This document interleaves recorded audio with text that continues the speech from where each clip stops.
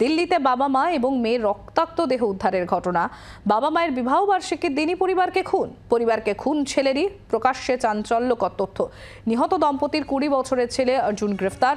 বাবা মা ও দিদির সঙ্গে বনিবনা ছিল না অর্জুনের। খবর সূত্রের সম্পত্তির ভাগ নিয়েও ছেলের সঙ্গে বিবাদ চলছিল, এটাও সূত্র মারফত খবর পাওয়া যাচ্ছে। এবং তার পাশাপাশি যেটা জানা যাচ্ছে, মর্নিং ওয়াক থেকে ফিরে রক্তাক্ত দেহ দেখতে পায়। প্রথমে এমন দাবি করে বিভ্রান্ত করার চেষ্টা করে অর্জুন,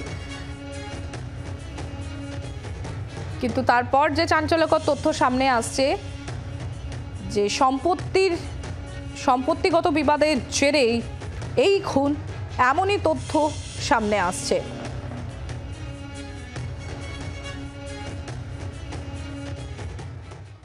आसपास के सभी सीसीटीवी कैमरास की गहन जांच की गई कि उस दौरान कोई इस प्रकार का आने जाने का कोई सूचना आगमन मिलता है या नहीं मिलता है।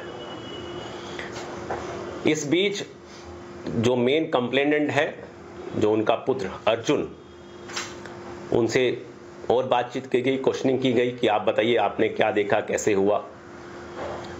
तो धीरे धीरे उनके स्टेटमेंट में अलग अलग कंट्राडिक्शन सामने आने लगे।